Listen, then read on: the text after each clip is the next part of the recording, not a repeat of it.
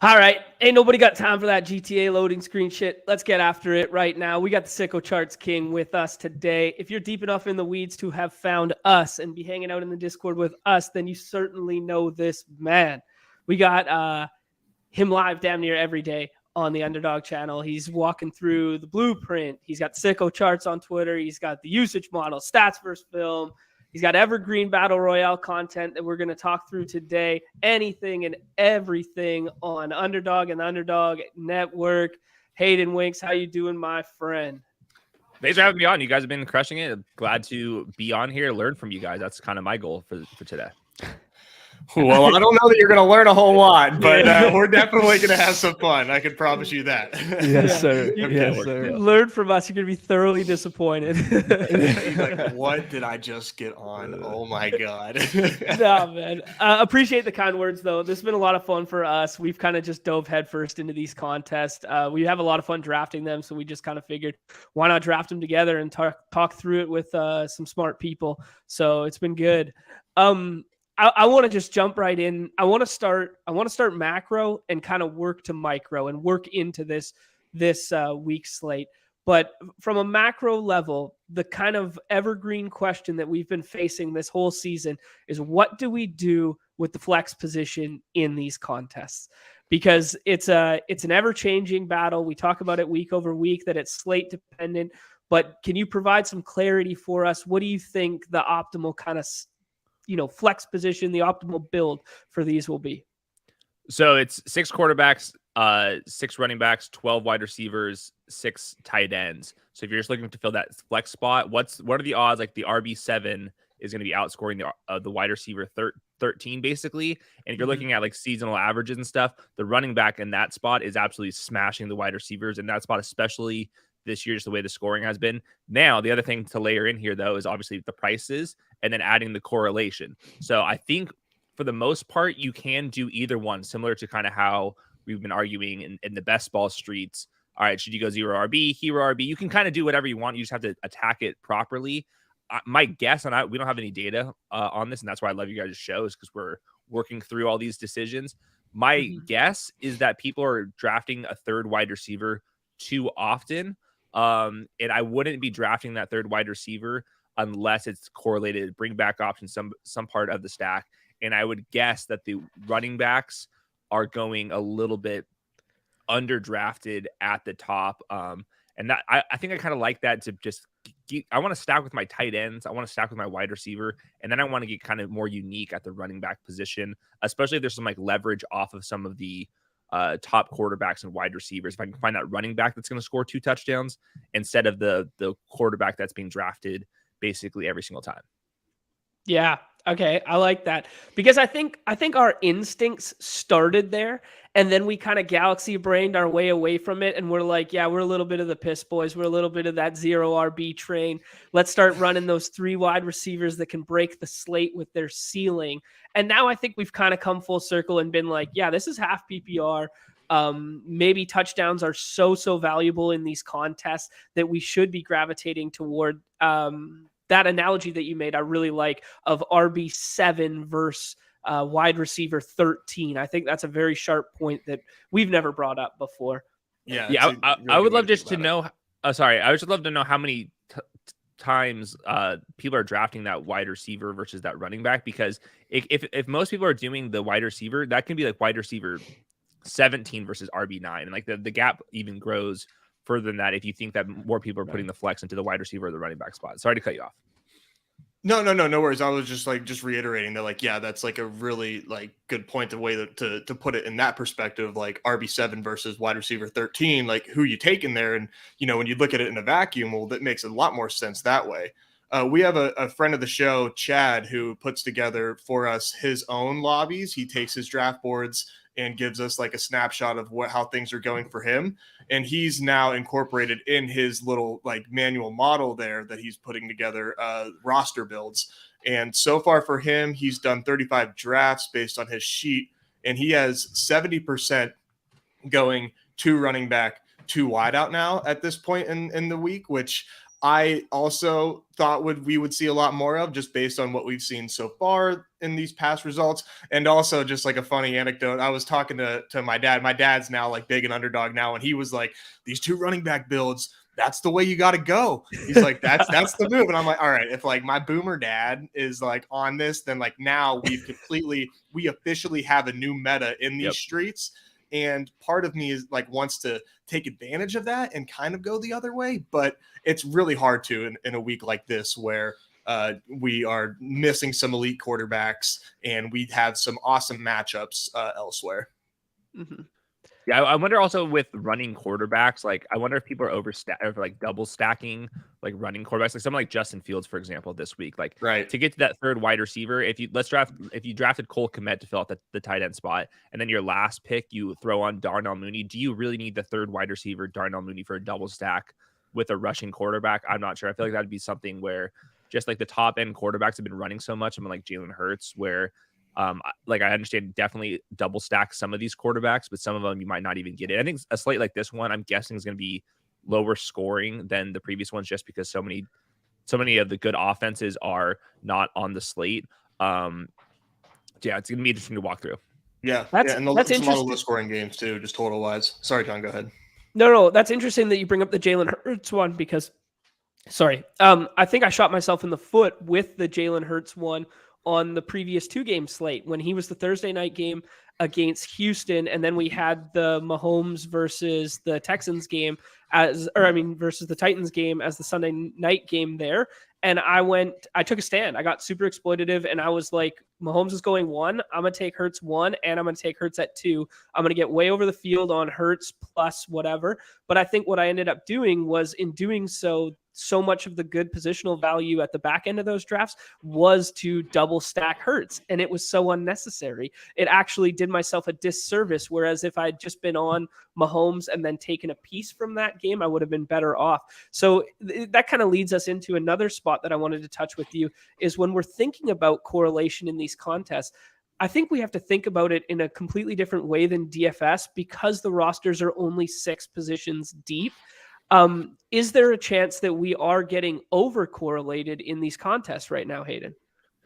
I would guess yes, but I don't want to discourage double stacks. I think it really kind of depends on the price and the offense. So someone like Mahomes, like this week, it's almost impossible to get Travis Kelce on these Mahomes teams. But if you were going to pull it off, I would certainly still be grabbing a wide receiver. I think that if it was just Juju and Mahomes, I think you can still add on an MVS or McCole Hardman or whoever you want to add on. I think it's really kind of price dependent, but I would guess that a lot of people are adding the correlation on these.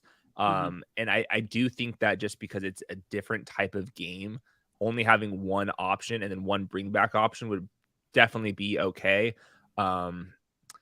Especially just going back to the running back versus wide receiver spot. I'm just worried if we're adding a player that's projected for 9 points versus 13 points at the running back versus wide receiver. And it's like hard to make the correlation bounce back. Cause like in the salary cap format, it's the projections and the price points are so close together. I think this ADP versus projection kind of gets a little bit wacky versus like the salary cap thing, where I'm wondering if the correlation is going to be a little bit harder to make up. But with that said, there are still plenty of teams where the double stack is recommended.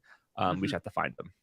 Yeah, I think that's a really sharp point. I like what you touched on there with ADP versus projected points, because I think one of your first nuggets in the Evergreen Battle Royale article is to scroll down, because I think we're not recognizing enough so that the amount of projected points we're giving up with the difference between a 35 ADP and a 36, like a flat 36 that's 15 players down, isn't as significant as the field believes it is, yet the uniqueness of having that player is far more important. Is that something you'd agree with?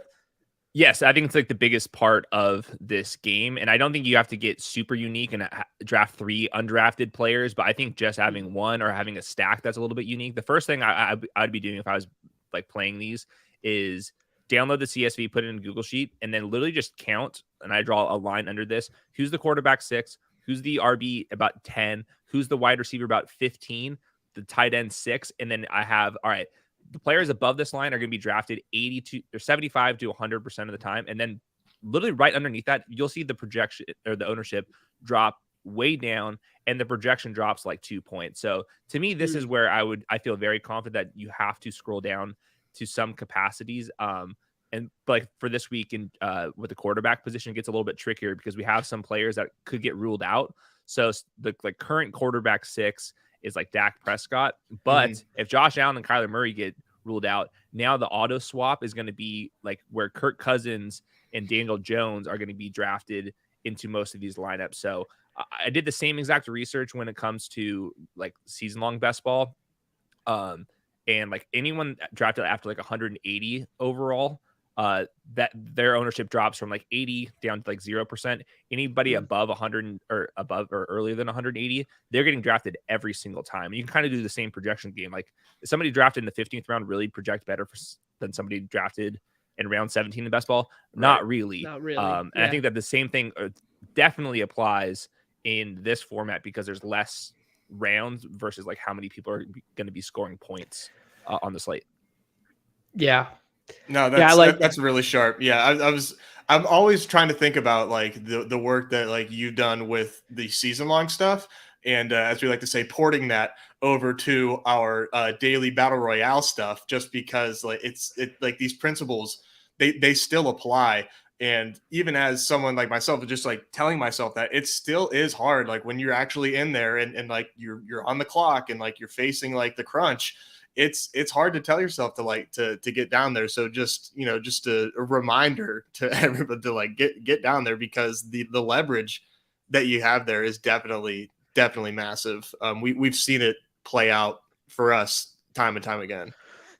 I think the spots I would be scrolling down in particular would be at tight end, because scoring is absolutely ridiculous, and like the tight end 6 in projection versus the tight end 10 in projection, like we are flipping a coin of who's scoring a touchdown there. Yep. And then if you can get like the quarterback 7 on the week paired with like the wide receiver 15, it's really not that far down. But if you kind of compare those two together, the drafted rate's not going to be nearly as high. And then my favorite one is definitely the running backs. Like find the running back 12 in current ADP, because no one's drafting that player because most people are putting the wide receivers in the flex. And now you can find some leverage. So like it didn't work out, but like someone like Raheem Mostert, if like Jeff Wilson didn't exist, would be like the perfect candidate for this. We know that Raheem Mostert could score like 20 points, and if he does, now those Jalen Waddle, Tyreek Hill, Tua teams that are being drafted 100% of the time, you have a little bit of leverage, and you're not drafting them very often. So I'm finding somebody like that. Like Zeke Elliott would be a really shitty example of this, where you have like all the Cowboys being drafted high, and if he's like luck boxes into 2 touchdowns, now you have a running back that's not being drafted and leverage off of everybody else. This is I think that's interesting. Go ahead, John, if you had something. No, I was going to say this is a great segue to something I wanted to ask you about, was the back end one-offs. When we are scrolling down, are we looking for pieces that are uncorrelated in terms of players that are drafted ahead? And by that, I mean, if the top 6 quarterbacks, let's say Brady was one of the top 6 quarterbacks this week, but Chris Godwin's ADP was 35.8, should we be more inclined to select another one-off running back with our 6th round pick than someone who correlates with someone who is 100% owned? Does that make sense? Yeah, I think that the ADP should mostly take care of that with the drafted rate. And if a player is being like the perfect example with a quarterback that's being drafted 100% of the time, like Darnell Mooney this week would be like, all right, Fields is being drafted every single time. Darnell Mooney is not in like the top 12, top 15 in current ADP. How often is he getting drafted versus somebody like George Pickens, who no one's obviously stacking with? I would guess there to be a slight difference, but it's probably not that big. I think it's like something to keep in mind over like the entire course of the season. It'll probably matter a little bit, but I think if you're scrolling down for the most part, I think that's accomplishing like most things already. Interesting. Yeah. And I really think that given what we've seen this week, like all these QB injuries, and when you look at these totals, there are some really gross totals on the slate. Like thinking about what the winning lineup looks like for these battle royales and what it's looked like in the past, it's probably going to look way different today if the scoring pans out how it is. And the winning lineup, like, you know, tight end last week, we saw like Cole Kmet was the highest scoring tight end and he wasn't even in the winning lineup. Usually it's like you have to have that guy. So if, you know, if Kelsey isn't breaking the slate this week and he's just got like a low ceiling game, like 15 points, like we could see like multiple players that are like scoring sub 20, maybe even like 15 in these winning lineups. And I just think knowing that, like what the winning lineup could look like, I think that should like encourage us because we're not sacrificing so much on the ceiling. If that like makes sense, you know, there's not too much like insane chalk right now. It seems like outside of a couple guys in like the first 2 rounds, which seems to be really solid ADP wise. Hey, Hayden, do you have access to all the back end data after the contest is closed? I've never looked at it. We're not releasing anything. I plan on doing like battle royale content this off season when I have some more time. And I think like eventually we'll have more data available for everyone. Like once the draft is like started. But yeah, I don't have any access. I haven't looked at any of that. So this is all just kind of like my gut feel on like what is happening based off of like watching your guys' streams, looking at like the leaderboards and just kind of like you said, portaling the season-long best ball stuff. Yeah. Okay. Yeah. I would just be very interested to see what like the week over week optimal looked like versus the week over week actual winner, just to see how closely like the total points required to get there, or like the differentiation between the optimal and the total points that were scored, and just like little stuff like that. But I mean, it's really hard to scrape, you know, 50,000 lineups or whatever it is. Yeah, I wonder like next year. I'm assuming that the contest size will get bigger, where it's like instead of like a medium sized field, like now it can end up being a large size field. Like obviously, we hear it in like standard like salary cap DFS. Like the size of the field matters about how much correlation you need to be adding to your lineup and stuff. So we could do all this research in soft season for 250,000 prize pool, and then if that jumps up to 500 or whatever, all of a sudden the entire like dynamics of like how much correlation matters really starts to change. So we'll see. Yeah.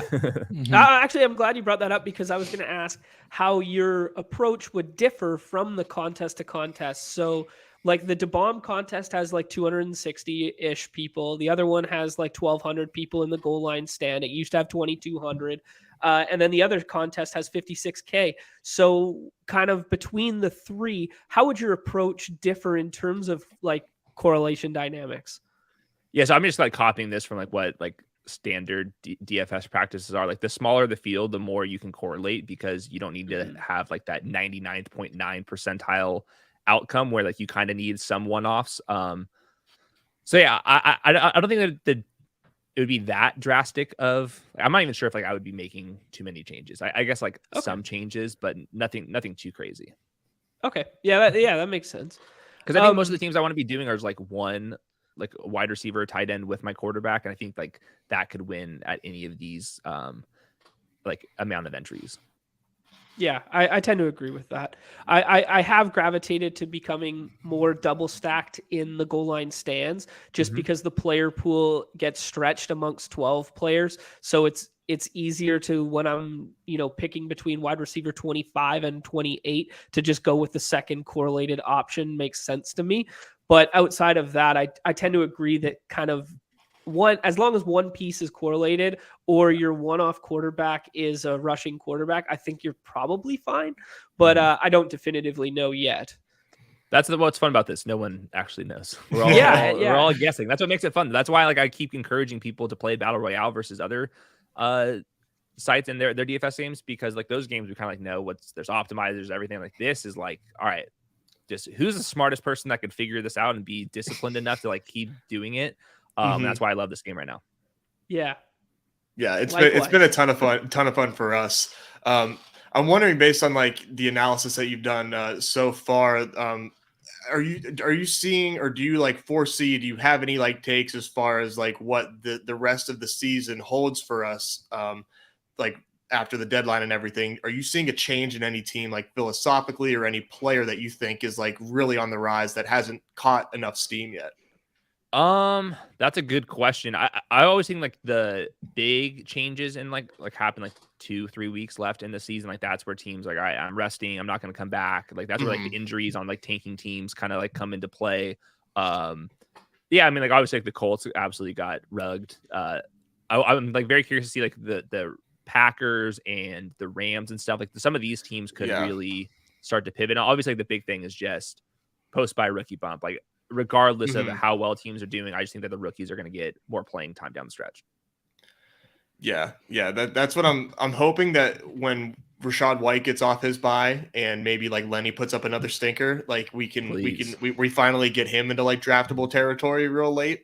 That would be fun. I'm hoping to be a week early this week. Like one of my stance that I'm really taking is on this like Browns Dolphins game, and really looking at Jeff Wilson like very heavily, and also like on the flip side, a lot of Amari Cooper as well, maybe even a little Jacoby Brissett, because I'm a sicko. That to me, like that's like what I'm like waiting on. Like I'm hoping I'm so plagued by recency bias by that, because just like we've seen the Dolphins get torched offensively, but I also think that the Browns are like a well-oiled machine and have like a pretty efficient game plan there. What do you, is that? Am I out of my mind thinking that like Jacoby can actually like go toe to toe with like the elite quarterbacks? Because if we don't have Josh and we don't have Kyler, it almost feels like it almost feels like if you don't have Mahomes and Fields, like you might be dust. Yeah, I like the Brissett thing, because you're getting some of the Dolphins projections without having to pay the price for it. And obviously he'd be very unique. He'd be drafted 1% of the time, maybe, for Jacoby Brissett. It might just be me, man. It literally could just not anymore. But like the Jeff Wilson stuff is like, that's like the perfect example of like a running back that's not being drafted. His ADP is at 35.6. I think he's the RB 15 in ADP right now. He's not going to get drafted, period, already. And if he does happen to hit, that's going against the Tua teams, against the Jalen Waddle teams, against the Tyreek teams, if he's scoring touchdowns instead of just like picking up all the yards. So I think like that's like the perfect type of player. I still think that Raheem Mostert's going to get like probably going to start in 55-45. But that's like debating the projection rather than like the leverage and drafted rate and stuff, which I think ends up being more important. Because like me and you were arguing about like 2 points in projections. It doesn't really matter when you have like this. When we're trying to win GPPs. Exactly. Yeah. I actually one more that Robert brought up in the chat there, when you're talking off rookies coming off the bye week here, is I kind of like this week. I kind of like the consolidated target tree now that Claypool's out of there. Little pass rate over expectation for a trailing Steelers team. Let's go. I kind of like a little Pickens and Pickett stack, little something like that. Little 5th, 6th round one-offs like that. Nobody will have them. I am definitely team George Pickens with you guys. 100%. Ooh, that's awesome. I want to go 2 more macro and then dive into this slate, because I really want to pick your brain on some of these evergreen topics. We've seen the 101 gravitate and consolidate around the onesies position. So we see it again this week with Kelsey being at the top. We've seen it a lot with Josh Allen or Hurts being at the top. What are your thoughts just in general about, a onesie position at 101 or getting exposure to the 101 pick over the course of a week? Like when it's there, do we have to take it, or can we get exploitative? Do you want to diversify? What are you thinking?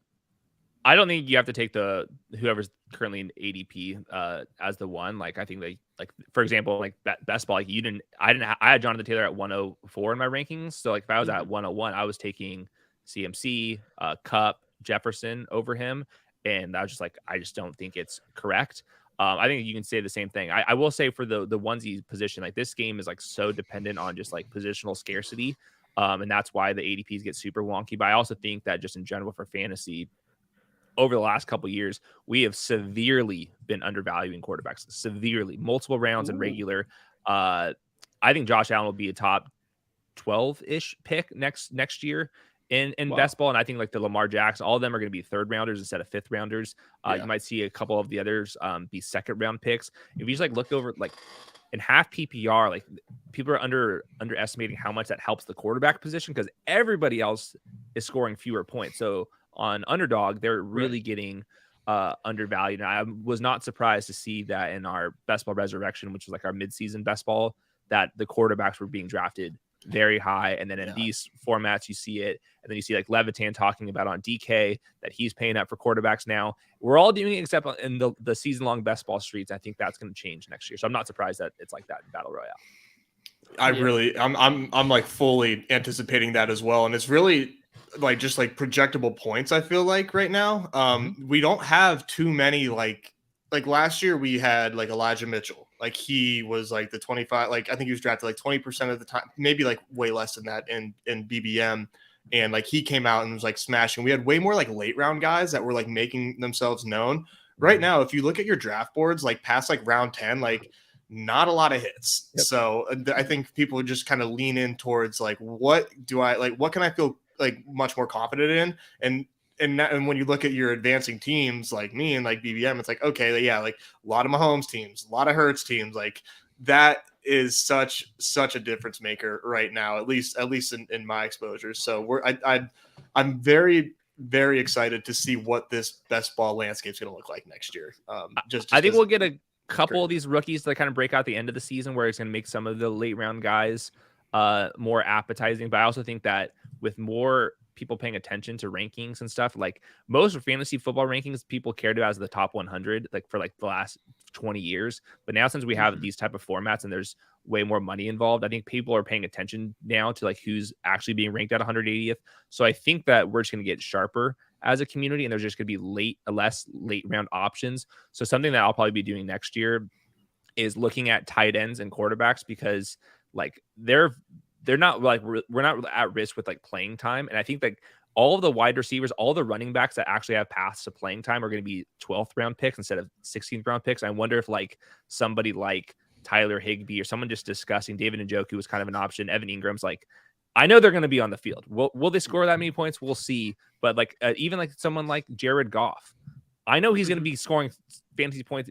You don't want him to be in your lineup if you have Patrick Mahomes. So there's a bye week. Patrick Mahomes can have a bad game. Jared Goff can have a weird game. I think those type of players in the last couple of rounds will make some sense in season long. And if I can, I know we're like a daily show, but just like on this topic, do you think that there's anything to say about going solo at the onesie position next year? Do you think that we might see that more? Like if you get a Mark Andrews or you get a Travis Kelce, like why even take a backup if he's going to be smashing week over week? That bye week is going to be almost negligible. Do you think that there's any merit to that?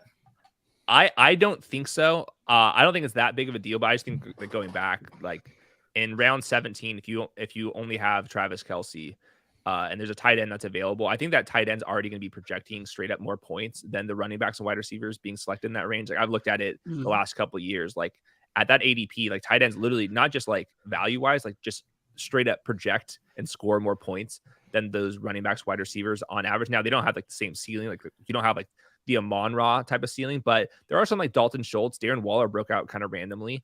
We have the Gerald Everett type of players. So I still even think that you'd want it. And I think there's maybe some galaxy braining in like, isn't the best case scenario is like your elite tight end or something dominates week 15, dominates week 16, and now everyone has them. And then you're the only player that has the sicko tight end 22 in ADP, and he scores 2 touchdowns, and now you have leverage on everybody else. So there's a lot of weird dynamics. The way the format is for BBM is absolutely bonkers. And there's so much galaxy braining that I think that I'll just give me the second tight end, maybe even the third tight end. Even with the elite guys. Nice. I think the galaxy brain associated with the onesies, like the ones at the onesies, is that then now I have 11 wide receivers and I'd rather take my chances on one of those 3 busting the slate in week 17 opposed to my second tight end. Yeah. So I think we could see like this path where we gravitate where the optimal is like 1, 3, 14, 1. Is that right? I think the exact opposite of you, actually. Wow. Okay. I think there's going to be fewer quarterback 3 teams. I think there's going to be fewer wide receiver 8, 9, 10 teams. I think the running back position is the one we're going to see a lot more. Like typically, like a couple years ago, it was only 4 running backs, I think that's going to get up to 6 running back teams, more 7 running back teams. And you're just going to play the roulette wheel, especially because I think zero RB is going to get more popular next year just because it's been pretty good this year. And I think even the hero RB teams, you can go hero RB and then just from rounds 12 through 18, just only draft running backs. And you're hoping for your Jamal Williams. Give me the Deonta Foreman week, and we'll kind of just play how that goes. So I think that the running back position, there's going to be more of them. And I think justifiably, I thought that position was a little bit underrated, just like volume wise. I really took that to heart this year. Reading what you were putting out about like just like begging zero RB drafters to like stop at 6, like just do it. Like, and it makes sense. Me and Numi were talking a lot this preseason about that, and like just like explaining like the thesis of it is like if you nail like you want to nail these guys, it's like why aren't we applying hyper fragile running back builds to the wide receiver position? Like it was never thought about that way. And I incorporated that a lot more this year. Like Chip's talking about the 2772, like that's like a nice one. Like a lot of those doing well for me. So I do think we're going to see like some like 2862s, like some like really, really crazy builds. Cause it's like, why not just like throw a ton of darts at a potential league? Cause we know that is the most volatile position. So why not take the most shots at the most volatile position late? Like it's really just like, it's intuitive, and the field is not there yet. And I think you're right. I think we'll see a lot more of that. It just depends on what Overset puts out. Yeah, exactly. Sign me up for more running backs and wide receivers on the same team. No one has been doing that. I think you can make some seriously optimal builds in zero and hero RB builds with like an 8th running back. I think things can get wacky in that direction. And you see it sometimes in these advanced pods, right? You see guys that you don't recognize, right? They don't have a badge or something, and their teams look soft per se, right? Because they're not built like how we normally see them. Which like you also did a lot of really nice analysis about the robust RB drafters and the profile of type of players they like to draft. I thought that was I thought like a really nice edge. So I incorporated that this year. But just like seeing these pods and like, how did this team advance? You're like, it's so weird, it's so ugly, but like you just gotta think like just apply that and like now draft the players like it's gonna be fun. It'd be great. A anchor RB team wins it this year with Nick Chubb in the 3rd round, because those type of drafters are not drafting Nick Chubb, and then they drafted 6 elite wide receivers like before round 10, and then only spammed the backup running backs, and they all just kind of pieced together. Like to me, that would be like the best, craziest kind of team that you can possibly have. In that same vein, Andrew brings up this. We're talking about elite wide receiver floors and stuff. Do you think 6 wide receivers to start drafts next year in that same vein? Is this on one team or just like ADP in general? ADP in general. Just like the boards. ADP in general. Like, because we're talking about buying the floor of kind of anchor wide receiver. I don't think so. I think there's. I'd have to like sit there and like really think through this. I think it's just There's too many good running backs in general. Like where's Saquon going to be? I don't know. I posted like a midseason best ball awards, kind of see how many points people are scoring over replacement. And even with these elite wide receivers going off, the elite running backs are still like right there with them. Yeah, I got you. I was going to quote tweet that, but you picked like all the best picks for that. Like all the awards like made too much sense. I'm like, yep. Like there's just so many clear cut answers for some of those. That was a cool thread though. Thanks, man. Let's jump back into this week and kind of pick off some targets that we like and stuff going forward. One more kind of overarching evergreen. If you are just, phone shitter bro versus guy who's putting in 150 in these contests, how would your draft style change, Hayden? Like between, doing 1, doing 5, doing 75, would you be, consolidating around the same player pool, or would you be looking to draft very differently in those 2 scenarios? I think you should just draft the best team regardless if it's 1 or 75. I think like basically what like the mindset with this one would be like, I need to like have a safer team because my only dart throw for this thing. And I don't think that's like the way to do this. Like if you are drafting 1, it should still be a team that has a undrafted player primarily. You can get kind of a wacky type of stack, like leverage off of. Like I think all those principles still apply, whether you're drafting 150 of them or 1. I think like also I think it's okay to like have lots of exposure to one player, one stack, one kind of strategy on the week. You get 17, 18 of these plus the playoffs, and there's multiple slates within this. Like I think that you can take a stand because you think it's the right decision and not just like flatten out just because I'm drafting a bunch of teams. Yeah, I like that. So you would gravitate more towards IKB exploitative strategy of like, let's expose where there are some holes in this ADP kind of thing, and let's get over the field on those players. Yeah, I think like the IKB is not like, oh, my projection is necessarily better, which I think there is an edge to that to some extent. Just like I understand the entire slate, where the positional scarcity is, where the undrafted rates are, and all that stuff. That's when you like truly know better. And I think I would be leaning into that. I think like you should like spend 30 minutes, an hour, instead of just like staring at the slate before you open up and enter one of these things, and like really have a good idea of where the actual edges are. Because I think probably a lot of people are just like firing. And I think that if you look at a spreadsheet, look at some rankings, figure out what stacks are being undrafted that you think still project well, that would be my basis point. And then I would go find those teams. So something like the Jaguars this week, Trevor Lawrence isn't inside the top 6. Christian Kirk isn't really inside the top 12 to 15 at wide receivers. I could see them having a big game, and maybe that means that Travis Etienne doesn't score 25 points in your face either, and you can kind of get some leverage off of that. Yeah, so that's a nice one to bring up there. We got a 50.5 total. They are almost 10-point dogs. They could be chasing points in this, and you get the leverage off ATN, who's going every single time in the first 2 rounds, basically. Occasionally fall into the third, I've seen. But yeah, that's a good one. Other one with a backstack with Evan Ingram makes a lot of sense to me too, just given the volatility of tight end and the usage we've seen go his direction. Let's pinpoint a couple other ones like that we like. Nez brought up the Browns already, kind of how Jacoby's going undrafted. Amari's ADP is suppressed there, and it gives you kind of exposure in the same regard as exposure to the KC side. In the Jags game, we get exposure to the Dolphins side via the Browns here. Any other games that are popping for you? Any other one-offs that are popping for you like that, Hayden? I like Derek Carr with Devontae Adams. Obviously, you had a really couple bad games for the Raiders, but I still think that they have plenty of upside. I want to bet against this Colts. It's not the sexiest game. There's not going to be like any bring back options on the Colts, so you could stack Michael Pittman. I don't even think it's really necessary. Like we know where this offense is going to run through. If Devontae Adams has one of these like rare 35-point games and Derek Carr can get 300 yards, 3 touchdowns, like there's a chance that like Mac Hollins gets deep, and you don't even have to draft Mac Hollins because Derek Carr already is going to be drafted under 1% of the time. I like that one just primarily because I really like Devontae Adams this week, and I just think that that's kind of one of these. And like Derek Carr typically wouldn't be like on the radar because his ceiling is capped. But there's so many of the elite quarterbacks aren't on the slate. Assuming Josh Allen is out, that I think that if Patrick Mahomes gets you 24 points and Derek Carr can potentially match that, you'd be in good shape.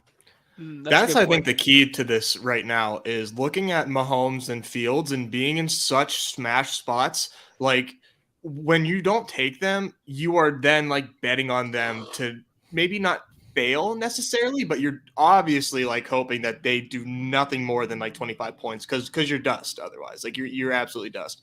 And I think that is like what I've been like grappling with the most right now is like how to handle QB. And part of me is like a little shocked that Mahomes isn't like the 102. But projections disagree. Like they think that there's not a big difference as far as median goes, but I'm just like, man, we've seen it other than like 2 weeks this week where like QB was like a little bit of a toss up, but like other times like the winning QB is just absolutely destroying worlds. And to me, I'm just like I'm scared that it's like staring us in the face, that it's like, hey, first things first, like this, if you don't have one of these guys, you might as well just like kiss your money goodbye. So it's just it's a lot of fun. It's tough, but I think that is a good point to just stare at it first. I got 2 things I want to jump in there. Just one to say that ETR has him as 104 right now in the Mahomes thing, and then they still have Kupp as like the top positional player. So if we do get the bad Stafford news, he falls down, Mahomes could push up. I think you're onto something there right now, Nez, where we could get a little leverage at Mahomes' current ADP. right now. But one thing I'd be remiss not to ask about when we brought up the Raiders game is that Newbie, my man, you've been quiet for a minute here. I want you to talk through the Jonathan Taylor Q tag, and let's get Hayden's feelings on that. Well, I'm all over Jonathan Taylor in my first 50 that I've done. I've stopped because I'm just waiting to see more kind of how the draft shakes out. Like I've did 2 more this morning. He went in the 4th in both of them, so that makes me a little happy. But yeah, I'm still on the whole. I took the Jonathan Taylor because I took that stance. We talked about it yesterday that if he doesn't go, they just decide to limit it practice. And I did check; he did not practice last week at all. He had a week off of practice, so him doing a limited is a big deal. So I'm still on the fact that I think he's Jonathan Taylor. I totally get the Colts' problems. I get Sam Ehlinger.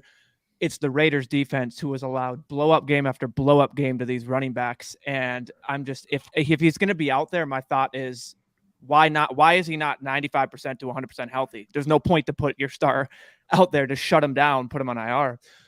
Exactly. So I was just going to touch on that. I mean, what did they sign? Jake Funk. So they grabbed the he was on the practice squad. I guess I'm now scared of Jake Funk. No, but yeah, I think I'm very happy with how much JT I've taken. And my thesis behind that was still I'm getting the Jeff Wilson, the Aaron Jones that if he doesn't go turns into AJ Dillon, the Demont, anything down there, the James Conner that was talked up a little bit yesterday.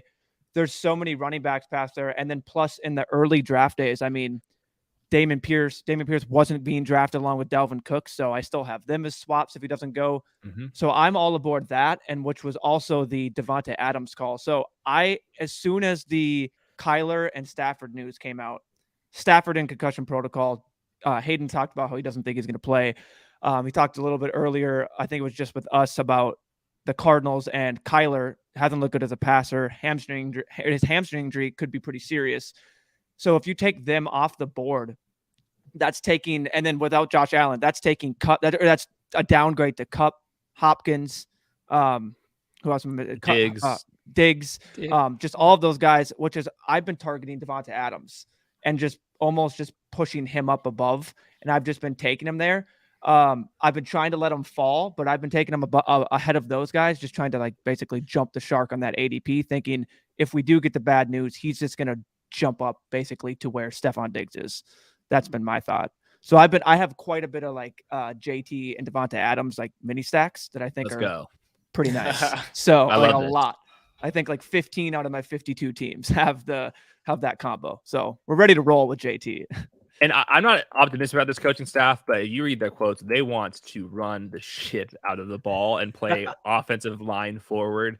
That means Jonathan Taylor. So he either's going to be out, which is not that big of a deal. We'll just swap in James Conner, DeAndre Swift, like whoever we want right there. And then if he's in, there's a chance because the Raiders stink on defense. I think we're going to see a big philosophical shift. I'm not sure if you saw, I believe it was the GM's comments to the press talking about how he wanted to draft a running back and he fell pressure to the media and he drafted Alec Pierce, and now he's blaming like the offensive line issues on Alec Pierce. Well, now he's bringing in Jeff Saturday. So like I'm sure he's thinking like there's some correlation there to bringing in like Saturday going to play center. Might need I mean, like, dude, he doesn't.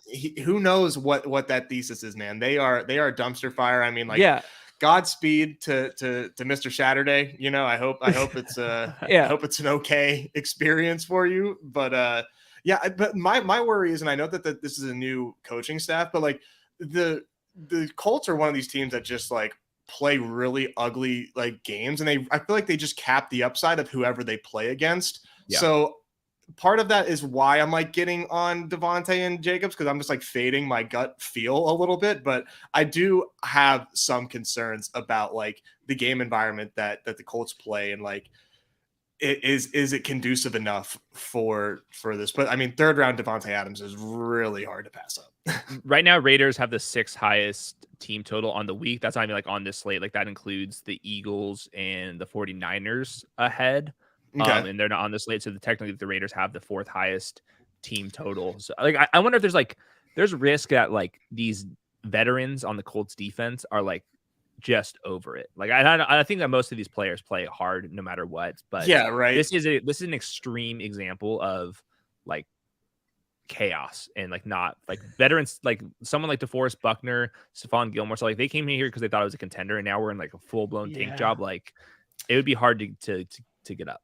Yeah, we've kind of talked about that, just like our teams giving up like on just the coaching staff, and we really thought that maybe the Raiders were one of them, but I don't know. I think I still like that offense, but like I said, the game environment worries me, and the Packers is a team that I'm just like so out on. And who's so calling plays for the Raiders this week? I'm sure McDaniels. Yeah, I thought it was McDaniels. I thought I read something that there was like some shakeup. He was going to relinquish the. I think they always ask. They'll like a reporter will ask like, "Will you give up play calling duties?" And like you have to be like, "Oh, I would think about it." Like Cliff Kingsbury said this. Like he's calling the shots no matter what. I think. Yeah, he'd have to get fired. That's good segue from the fake sharp Cliff take there, because I want to talk about Kyler this week. Kyler's ceiling may not be what we all thought it was, but I am still prone to taking him in the 5th or 6th round as a backstack, primarily off Nuke. But, even naked Kyler, I'm kind of fine with. But now I see your ranking at 17 here. Is this a hedge against the injury? Is this you don't like the game environment? What are we looking at with Kyler this week? So first off, the Cardinals are only projected for 19 3/4 points now, around 20, and that's like definitely low, just in general. And then the Kyler Murray didn't practice. I wonder if like this low total is because the Rams defense is pretty good, or if it's because Kyler Murray and he didn't run much the second half. He kind of suffered that injury going into halftime. He did not run much. The offense did not look good at that point. And since his ADP is at 28, I still think he's going to be drafted 90% of the time or more. I think I would rather just go to someone like Daniel Jones, Trevor Lawrence, Jacoby Brissett, if you get crazy, Jared Goff, some of these type of quarterbacks where they're being drafted 1% of the time, and their teams are projected to score more points than the Cardinals are this week. Yeah, okay, I like that. I think what your approach overall with the quarterback position is something we touched on last week. Is that the outside of the elite options, the scoring is pretty flat. So let's lean into low ownership, and I think that's what kind of won us last week, was finding that Justin Fields at low ownership with a ceiling that could break the slate.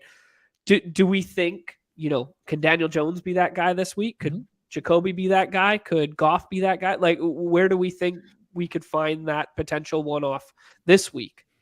So for my quarterback rankings just for this slate, Daniel Jones, my quarterback 7, which like put him squarely in like the draftable mix for me. My quarterback 8 is like Jared Goff, then Trevor Lawrence. Those are kind of like the top targets. Derek Carr mixed in there as well. Those would be kind of like the ones I'd be targeting just because their team totals are all rock solid. Daniel Jones has been running a ton. Now, like the problem with Daniel Jones, like who do you stack him with? I think you can stack him with Saquon Barkley and hope a screen goes to the house. I think like someone like Slayton can get downfield and maybe like he's your pivot play, but that's the big problem with Daniel Jones is like who do you stack him with? Wandale. What are your thoughts on Wandale? Yeah, I guess Wandale can do it, but like he's just like not the prototype of player that's like really going to be like, all right, he's scoring you 20 points. I think you'd have to get really lucky to do that. You either have to be through insane volume, which I don't think you're going to typically get, or like really lucky touchdowns. Yeah, that's like my big thing with Daniel Jones. I think he projects well and he kind of like fits the mold of like, all right, decent team total, decent matchup, unique, but like who do you stack him with? That's like kind of like the big problem. I wish there was a shitty tight end on the Giants, but you can't even pick one. Tanner Hudson? Yeah, dog. No. Preseason darling, Tanner Hudson. I can't even do it. I know, right? That's a problem. I think that's like why like Trevor Lawrence, who I have lower in my actual rankings, but it's like very obvious like who you can stack him with. So maybe like that's a better play for this. And then like Jared Goff, I think is very obvious with like Amon-Ra. I think like those types like make maybe a little bit more sense, even if my rankings kind of have them flip flop a little bit. What do you think about Amon-Ra in general this week? I love him. I thought he was a great buy low last week. Like I feel like I want to bet on the sample size of his last 12 games versus the sample size of his last 3 games, especially with all the chaos that the Lions have been in. And the defense still remains absolute trash. And his best games have been with players out of the lineup. We have no Josh Reynolds, no DJ Chark, obviously no TJ Hawkinson with the trade. I don't see why it can't be him. And especially if like Swift like remains somewhat limited, like they might not dial up as many plays to him, which I think definitely helps him on Raj the way that they play. I think it's really interesting in that game too, just because I think if anyone's going that game, it's trying to get the Fields with the Amon-Ra bring back, and I haven't seen a Goff. If anyone has seen a Goff, let me know, but I haven't seen a Goff go except for me do it just once. So it was just like, and that's something to get really interesting, because who's to say that Goff doesn't just throw for 4 tutties against this, or sneaks one in and does that, and matches or close enough to Fields. So yeah, that's something that's really interesting to me is just attacking the Goff side. My meteorologist take on this is that it's going to be like really cold in Chicago. So it's Soldier Field, I'm not sure, can Goff sling it? He's from California. Look at what I'm wearing inside, and it's like 65 degrees out. I can't handle it. I couldn't play in Soldier Field after. I'm telling you, man, Jared Goff has no idea what a lake effect is. He is going to be freezing his ass off. And part of that is like on the flip side, also for Justin Fields, is like, if like we know the Bears want to run the ball. I have concerns that like if the Lions just like lay over and just get run all over by the Bears, like, are we missing the actually like this is David Montgomery's week? Like nobody wants to play David Montgomery, and like this is the spot. Or even like Khalil Herbert's obviously much sexier, but like Montgomery is still like well involved. I'm just like I think we have to think about these games and like what in the possibilities. Like yeah, this is a good environment, but like what if it doesn't go like we think? Like it's still a good environment, but it doesn't go the way we think. I was gonna save this for the end if there's like a flag plant thing. I think David Montgomery is the best dart throw of the week for all these reasons. People are already it's like a moral panic on the Khalil Herbert stuff that he's playing more. He's really not. Like we had it for like 1 week, but like you're showing here like it's still David Montgomery's backfield, and everybody hates David Montgomery, so no one's going out of the way to draft him. I think he's the RB16 in usage. You're going to get him at 1%. He's exact leverage off of Justin Fields, who's now going to be drafted 100% of the time. I think that Cole Kmet, even though his ADP is at 33.4, he's still the tight end 5 on the week. I think he's going to get drafted on most of these teams. Darnell Mooney's going to mix in a little bit because of stacks. Why not David Montgomery? We've seen him have big games and nobody wants him. And I think it's complete leverage. I think there's like, what's the negative outside of just your bias against David Montgomery, which is probably incorrect. Right. And it's like, he doesn't have to go off for a ton of yards, right? We just need 2 touchdowns truly for him to pay off. And I mean, that's a lot. 2 touchdowns is a lot, but I mean, he gets you look at the snap percentage. I would not have guessed that, that it was 70-30. I thought it would have been like 60-40. There's no tweets. If it was 70-30 and it was Khalil Herbert, he would be trending on Twitter, but no, David Montgomery scores 2 touchdowns next week. You won't see a single tweet about it. What fantasy analyst likes David Montgomery? And that's like, you got to use it against it. Although I have heard someone on this show call him Josh Jacobs light before. Is there someone who made a flag? I don't disagree with it. Oh! I took David Montgomery. Don't give him any more than he needs. So Hayden, one of the Thursday Sunday slates or whatever, I took a huge David Montgomery stand and just drafted him like 70% of the time. And I'm pretty sure it was that week 7 game where he only played 56% of snaps, and Khalil Herbert had that huge rush against the Patriots that game. But Jacobs runs slightly harder and has slightly more burst, but I think David Montgomery's fine. Like he's not really bad like some people want to make. He forced a lot of missed tackles and he plays. Like even if he's bad, he's out there. The Bears could have traded him away, at the deadline. Like why keep David Montgomery on an expiring contract? They clearly value him. They would have traded him away if they didn't. So I don't see why we can't use it. And like if you get it wrong, guess what? It's a dart throw. It's your undrafted player in the last round. You're going to be drafting some wide receivers that have literally never been a top 12 fantasy wide receiver in their entire life as your dart throws. We've seen David Montgomery go on absolute spurts where he's been a stud RB1. So he was a must-have for like 3 straight weeks in DFS last year, and like he was important weeks too, and in best ball. And in best ball, like during very important weeks. 40% David Montgomery after with these next said that. Am I just gonna? It's just gonna be like, well, it's a David Montgomery week now. One other guy I want to One other guy I really want to. Well, I mean, I'll chew your ear off all day here, Hayden. So if there's a stopgap or a hard Nope, we're out, you going. just let me. Okay. And I've kind of been fading getting in drafts because I know we're not allowed to like pick your brain while we're in drafts. But if you're cool to Oh, like no, be you can. here, No, you guys can pull up a draft. I can talk over it. I just can't enter. you just can't enter. Okay, cool. That's cool. Maybe we'll do like one or two more questions and then we'll draft something here. That'd be fun. I really want to get your feeling on Tony Pollard. Tony Pollard, we've seen his, well, I think it was a knee-jerk reaction to last week and the 3 tutties and stuff, that he started out the week with a 22 ADP. Zeke's trending in the direction that he's going to play. He's been a full fade for me so far in drafts this week. Where do you come out on Tony Pollard in general this week? It's like clearly, obviously, the worst pick in the lobby right now. Like, what are we doing here? He's the RB8, being drafted basically every single time because ADP is at 25. I have him in my rankings on this slate as RB17. I wrote in my notes, Zeke is likely back, so I don't understand this ADP. Like, what? Okay. Like, I guess there's some galaxy braining, but I think this is like the type of play that would be great at the end of the week. I think that we should talk about. There's a couple players. Yes. I have jotted down where like late in the week you get positive news. That's when you draft him because he's been undrafted this whole time. That's what Tony Pollard should be. Tony Pollard should be the RB15, and then you hope for some late news that Zeke Elliott's not going to play. Then you spam him in. I don't like it this inverse where we're like, you're paying the price, you're paying for all the drafted rate, and then the last second you're not going to get it. Like that to me is not good process. And he's the anti David Montgomery. Give me David Montgomery straight up over Tony Pollard this week, and their ADPs are completely different. Never heard of it, are you big Kevin Costner Waterworld here? Universal Studios guy? You go. I've watched like 6 movies in my entire life. This did not qualify. Oh, I love it so much. I got a hot take. This week's Tony Pollard is AJ Dillon. Okay. That's a name that I had circled where like if we get some late news that Aaron Jones' ankle is not good, AJ Dillon's been going undrafted this entire time. Now he should be someone that would be a great play at the end of the week when you know that most of the drafts like that's like the one other angle about this is you need to track ADP over the course of the week. Like in salary cap DFS, it doesn't matter. The prices are locked in. Like ownership is going to be based off of what the projections say in the last 2 hours of the slate.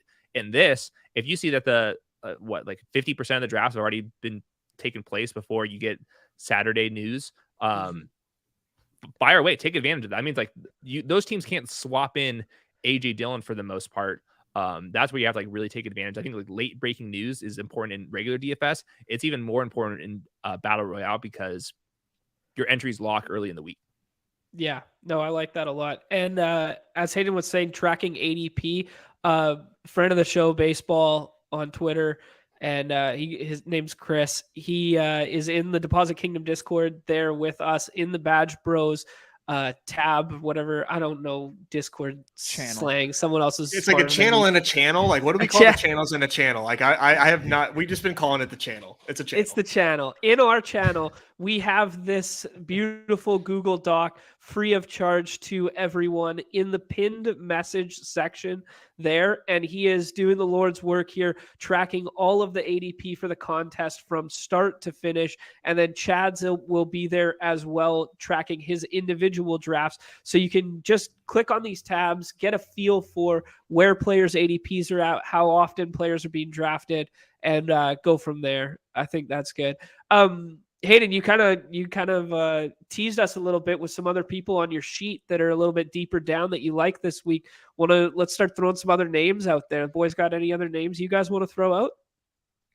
The AJ Dillon one's the kind of Tony Pollard conversation. Nailed that one. I think like Swift and Jamal Williams would both qualify based off of what that news is going to be. I'm guessing it's going to get back to 50-50, and neither of them are going to project all that well, but we know that each of them have upsides. I still think that they're in play, but I think like the AJ Dillon one is the like late swap, like or late rankings adjustment, where basically you just have to get 25% of them because the field's only going to have like 5%, and I think like that would be like a very obvious great pick. I had I had a thought about James Conner as well, but I've kind of soured on that game environment based on your takes and the Kyler news and stuff like that. But I was kind of on board with, like, 5 targets or 5 catches last week, and just like buying some of that usage as like a guy who was off the board here. What are your thoughts on Connor? It seems to be like the same exact play as David Montgomery. We like him. It's like the same type of role. Nobody tweets about his usage except for me on Twitter. Everyone thinks he stinks, which is kind of whatever. If Kyler Murray plays, but he's limited, wouldn't that just mean more check down opportunities? Like if he can't scramble, he's more likely to throw the ball to his check down options. James Conner's playing passing down situations. If Kyler's hamstring's bugging him at the goal line, I'm guessing James Conner's more likely to score touchdowns. And even if none of this exists, he can just get positive variance, and you're getting leverage off of Zach Ertz, Kyler Murray, and DeAndre Hopkins, who basically are being drafted every 100%. Single time based off the ADP. So it's the same exact play as David Montgomery. I think he's one of the best plays on the slate. Nice. I like that. I think these are like the perfect examples. Real quick. These like the perfect examples of why I like the second running back instead of the third wide receiver. Is like you can't get leverage like on the wide receiver. It's way harder to find the leverage plays. On this, I could paint a picture about how 2 James Conner fluky touchdowns wipe out 3 players that have been drafted every single time. It's very hard to figure out who that's going to be at the wide receiver position. So I kind of like these type of plays rather than like the third wide receiver. And they're not even necessarily fluky touchdowns, because we've seen him be the best goal line back in football for the last 3 years, like in terms of success rate. Newbie, what were you going to add in there, bud? Just like, so another guy basically late round kind of leveraging the same thing is if Allen doesn't go, Devin Singletary has been warming up to me a lot, just in the fact that leverage off of all the guys going. And I don't think many people are clicking them, myself included. So that's been something I wanted to monitor, because I mean, I think people are scared about, I mean, rightfully so. They got Nyheim Hines. Cook has a little bit, but I think it's still shown that it's Singletary's backfield. So I think it's a really good point, because when you look at Buffalo, right, like without Josh Allen, like that obviously changes the entire offense, but they are set up to like still be successful. And I don't have a list of every backup QB in the league, but is Case Keenum like one of the best backup QBs in the league? Like probably, right? Like I think he's definitely like, yeah, he's for sure serviceable. So taking out Josh Allen, well, now that's a lot more opportunities for Singletary. That's a great call out there, Numi. I was not on that at all. And it does seem like more and more likely that we are getting the Keenum experience this Sunday. So just looking at the betting markets, like the team total, the Bills open this week at like predicted for 30 points. Currently it's at 23.5. So I'm guessing that most people assume Josh Allen's not going to play, and that's what the Twitter doctors are telling me. And yeah, I think that would just make. I don't think that it really hurts Devin Singletary as much as it hurts everybody else. And like, I'm not sure if he has a higher odds to score touchdowns, because you want to be in the red zone no matter what. But if they do get to the red zone, he has higher odds of scoring. Sorry, a little breaking news just to break. Darren Waller's on IR. Oh man, that's a perfect example of like a team that's not good, and all these injuries are just like we're tanking him now. Holy crap. Waller's broken my heart week over week with that like Q tag, getting him for free in the last round, and then last week with what we talked about with Herzig yesterday, where it was like a free swap to Foster Moreau, and he was such a nice play last week. He's just routinely broken our hearts this year. Hayden, one guy I want to ask you about. So Mecole Hardman hasn't practiced for the second straight day with an abdomen injury. How do we feel about a free Kadarius Toney? Or just, I guess, because I say that because my instinct is to immediately go to Juju. I love Juju, stacking him with that because I'm not lucky enough to get the Mahomes, Kelsey stacks that everyone else is seeming to get. After that, it's basically roulette with what wide receiver you want to pick. And with one down in Hardman, I feel like Toney would step into that role. Just what I'm thinking. So, yeah, curious your thoughts about a free Toney right now. So Toney and MVS, I think since both of them are like, I don't know like what the projections are going to end up saying for those two if Mecole Hardman is out, but like let's pretend that they was somewhat even. That's going to keep both of their rostered rate down just because these are going to be last round picks or ADP. Even if Mecole Hardman gets ruled out, can only climb to like what 33 or something like that. It'll be last round pick. So I don't think they'll be drafted together. Is Kadarius Toney a better play than MVS? I'm not sure. I think Kadarius Toney is an absolute baller out there, but there are playing time concerns. But I think like for the Chiefs, just in general, I would be taking Travis Kelce if he's available no matter what, in hopes that you get into a lobby where they don't take Patrick Mahomes, because that's the goal. where you get the ADP, like where it can, like, there's more variance at the quarterback ADP, because if other people are concerned about their stacks, then you can get this where, like, even though it doesn't make sense that Mahomes and Travis Kelce can be on the same team, it will happen in some draft lobbies. So that's the best outcome you can possibly have on the slate. So I'm drafting Travis Kelce. I'm still drafting Patrick Mahomes, like you guys said, because some of the wide receivers I don't think are going to project that well. And these other quarterbacks, if Kyler's limited, Josh Allen's limited, that only makes Mahomes stronger. So at that point, you have to have some exposures to MVS and to Kadarius Toney, because I think I would want to double stack Mahomes, Juju plus one of those two. Is there leverage in naked Mahomes? I think that's it would have to be a very fluky game. I think that's something for, like, if this was like $1 million prize and there's a bunch of entrants, I think that you can possibly do that. I think for the most part, your last round pick, if you miss out on Kelce and Juju, fire up Kadarius or MVS. I think MVS makes more sense, because even if he's out there for only 75% of the snaps, if he catches one of these long passes, like, that's how he can squeeze in there, be worthwhile as a wide receiver 2, a wide receiver 3 on a team, and like speeds up the game a little bit. The reason why I'm kind of falling in lockstep with Nez, and just Mahomes is slowly gravitating towards just being that almost top of, like, just, I have him right after Kelce, basically. It's hard. Like, he's up there with Saquon. It's just, he makes your draft so much easier, and you know where your pockets are. If you miss out, if you do the Kelce route, try and get Mahomes, but if Kelce's gone, you take Mahomes, you're either going to get Juju, or you still have plenty of stack options, and they're going to throw the ball. So then you can plan out the rest of your draft, get your running backs, whoever you want in there. That's one thing I'm finding it very easy to do. And now with these other quarterbacks potentially being out, it seems way more way more advantageous to do it. So I agree.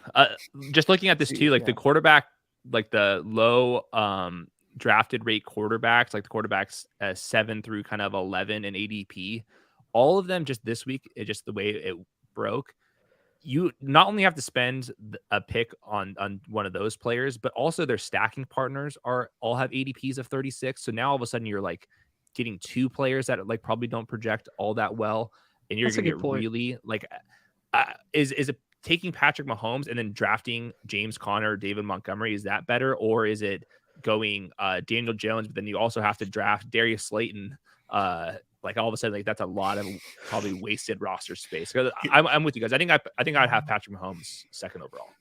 Yeah, I Slayton's getting some steam, and at least in the DFS streets, and we have seen. Sorry, just real quick, like where like these low owned or these like low projecting wide receivers actually do translate into these tournaments, where like they're now, because like you can kind of look at like a salary in DFS as to like a projected ownership in these tournaments, where a Stone Min guy is not going to get drafted a lot, and he just getting talked about a lot. So I don't know, I might mix in a lot of people. Slayton. A lot of people want to stack Wandale or Daniel Jones with Wandale on the goal line stand. Yeah. Shout out Paul, who I took Wandale from. Didn't know he had Daniel Jones, but so my thought immediately was I jumped in the next one and stacked Daniel Jones with Darius Slayton and a free 6th round pick. So I was like, that might be my route to do it in those goal line stands. Everybody loves Wandale Robinson. I don't know what this guy did to dude. Thank you. I feel bad. He's a poor man. Wandale Moore. Exactly. Yes, like he's 5'7", like with like a 4 dot. But he went to Kentucky. He wasn't. He is a baller. I do love this dude. He is like exceptional and very fun player. Sure. But he's a better real life watch the tape type of player. Not like we're trying to play half PPR DFS tournaments. It's a totally different game here. Yeah. Like what's the ceiling outcome for him this week? Like 6, 81 and 1. Mm-hmm. Like, well, I don't know. Texans can't tackle for shit, so maybe there's a chance he's most missed tackles Hardman not practicing again, which results in Saquon just taking 3 to the house. Yeah. I really like. I mean, it's impossible not to like Saquon. I think Saquon plus Henry is probably one of my favorite possible starts this week, but I do think all the leverage exists at running back. So I do really like where your guys' minds are with Mahomes, and I'm kind of leaning towards this this kind of naked Mahomes is like a good way to get different with Mahomes exposure still there. I don't know. Any other one-off names, game environments we haven't hit before we jump into draft here? I like the Cowboys in general. It's not like that unique, but Dalton Schultz, he's getting drafted most of the time. He's the tight end 4, but his ADP is really low. And I think Dak Prescott's ADP is going to climb if Kyler Murray, Josh Allen negative news happens. The problem is these players are going to be drafted almost all the time. But I think the way to get unique would not go to CeeDee Lamb, but go to Michael Gallup. Yes. Okay. Yeah. Cool. Yep. With that sweet 36 ADP. Yeah. A flat 36. Actually, let's see. Oh shoot, I clicked the wrong one. And somehow this is leverage off of the Tony Pollard in round 4 teams, which I still don't understand. That's why I like exactly why I've been even more intrigued to the Cowboys was seeing that Tony Pollard ADP. I'm like, well, I have no Tony Pollard. I'm not going to have any of them. That's just the clearest fade I've seen in these contests. Like we say it over and over again, the recency bias is a drug, and man, did that hit hard. And apparently no one looks at a practice report and sees Zeke, but yeah, I've been loving only scooping up Dak when I can. Not only that, and I just real quick, 'cause I know he won a draft, but like Pollard didn't even like play a ton of snaps last week. So like even with Zeke out, like in hindsight, like he wasn't a great play based on the usage, but obviously he's just like he broke that long one. He's an efficient monster. But still, like even with this, like it's the path to failing is not hard. So just think about it's like when we even said that last week or I guess it wasn't last week, it was the previous week. But with Pollard, like as soon as his ADP thrust up as far as it did that week, that we were kind of off of him because the ceiling for him was 12 to 16 touches. It wasn't beyond that. It was still going to be like 60% of snaps. It was still going to be, and like, yes, he was hyper efficient. And yes, he broke the slate in some capacity that week, though there were a lot of running backs that got home that week. But it's just very interesting to now see the biases associated with him. It'd be interesting to see if Pollard, if it wasn't a player who'd been steamed like he has been over the X amount of years in fantasy and whatever, if that had been Khalil Herbert, would he still have an ADP like this? That if he had that game without David Montgomery, you know what I mean? Like, but the fact that he's a Cowboy, he's been a fantasy darling for years. He's like this sort of thing, like all plays a factor into like, he's a household name.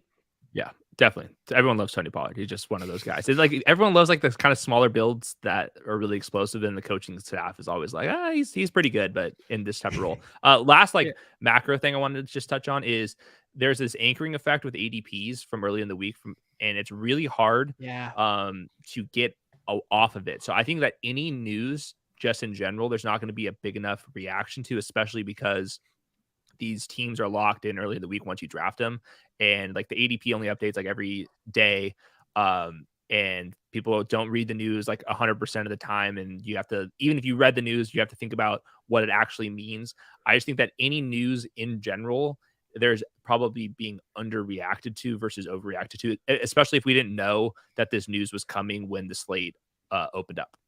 That's a great point. We talked a little bit about it with Herzig yesterday, that basically by the time the weekend rolls around, we've already seen about 60% of the drafts filled. So you would literally need a player going one who was previously undrafted to go 101 for his ADP to even get thrust into like the 10 to 12 range. So we kind of got to throw it out the window, and it gives us a great leverage point because the average individual who's just got 30 seconds on the clock on their phone on Sunday morning is gravitating toward ADP because there's just 5 names right in front of their face on their screen, right? Yep. No one scrolls down. Period. No one scrolls down. Down.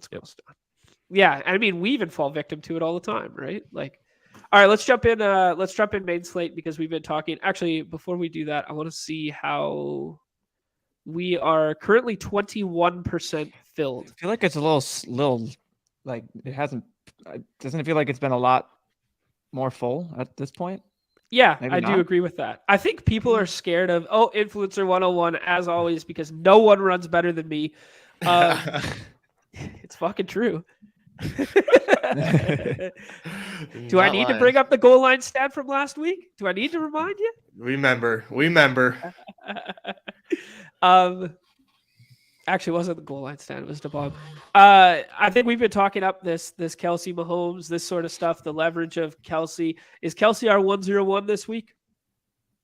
It would be for me. Yeah, he has been for me so Yeah. far. Like I'm 50 drafts in, and just because he is like that 101, like we talked about, like just like paying the price of whoever is top of ADP, and just like getting enough. Once I get like enough of him, then I will probably mix to likely Tyreek Hill or Saquon, depending on how my exposures look. But Okay. We Yeah. got friends and family. We got Chad right here. And then we got BRNDXQ actually won the 50K 2 weeks ago, something like that. mhm. Chip shouting out that he likes Saquon at the 101. Oh yes, my bad. It was DeBomb. Paul won the goal line stand. My apologies. Yeah, I think this has something to do with the fill rate. I know, admittedly, I am lower than normal, and I played a lot of hoops yesterday instead of that because of the Allen news, because the uncertainty of Allen, of knowing that currently they are, I don't know, call it 5% of rosters out there, 4% of rosters out there that have Allen plus Diggs plus some 6 start like that is kind of scary for people. It's scary for me too. So I don't think it should deter us, but I think people are waiting, right?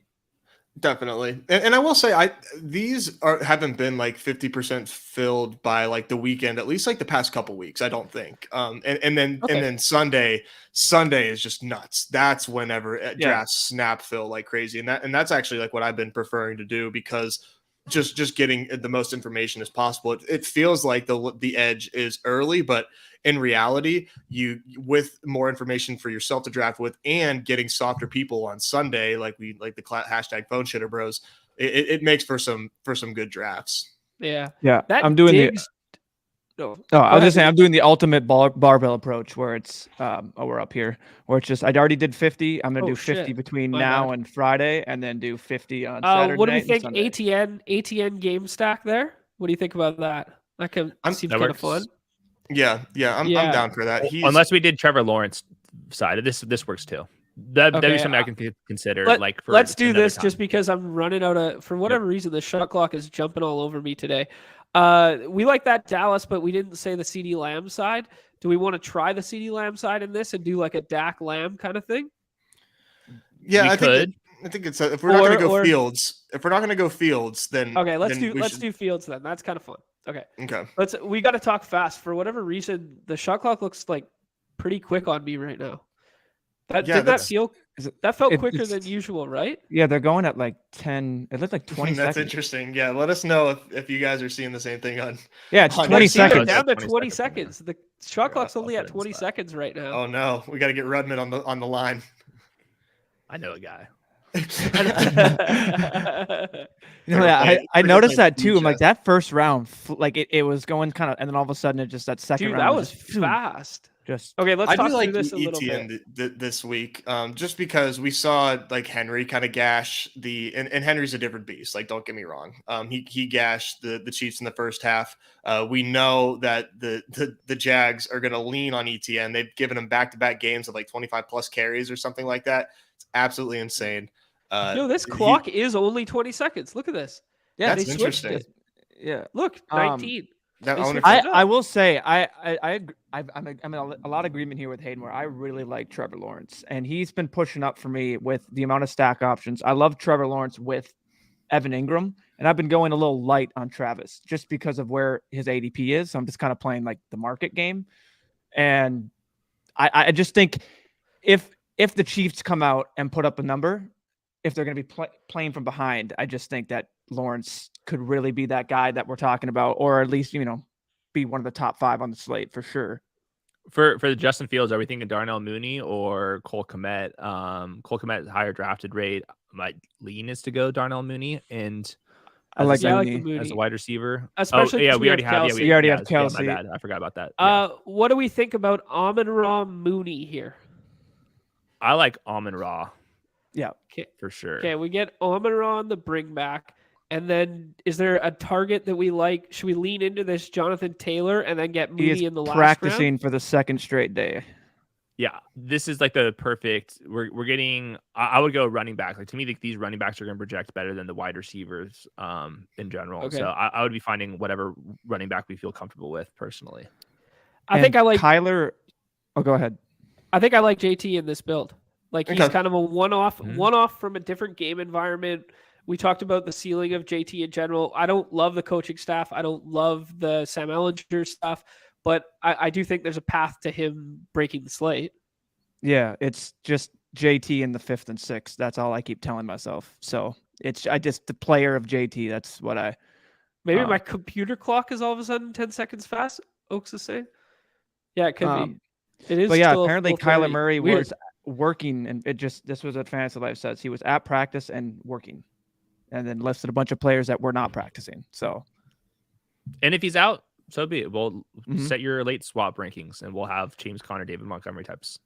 there you go. Yeah, actually, Oaks, while you're there in the chat, one thing I wanted to bring up with late swap rankings just in general was now that we have a cash game style contest and we have these GPP ones, it'd be amazing if we could set ranks not just for slate specific, but for contest specific. Because the player in which I want to swap in a cash game style contest versus the one I want to swap if we're sticking with global swap in a GPP is very different. That's just one overarching thought. Herzig actually DM'd me after the show yesterday, and we talked through that one a little bit. So just one little nugget that I wanted to throw out there.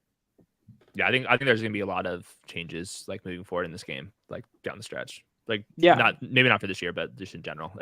These Nice. ideas have been talked about inside for sure. Perfect. Awesome. Great. Good to have a company man to tell us that.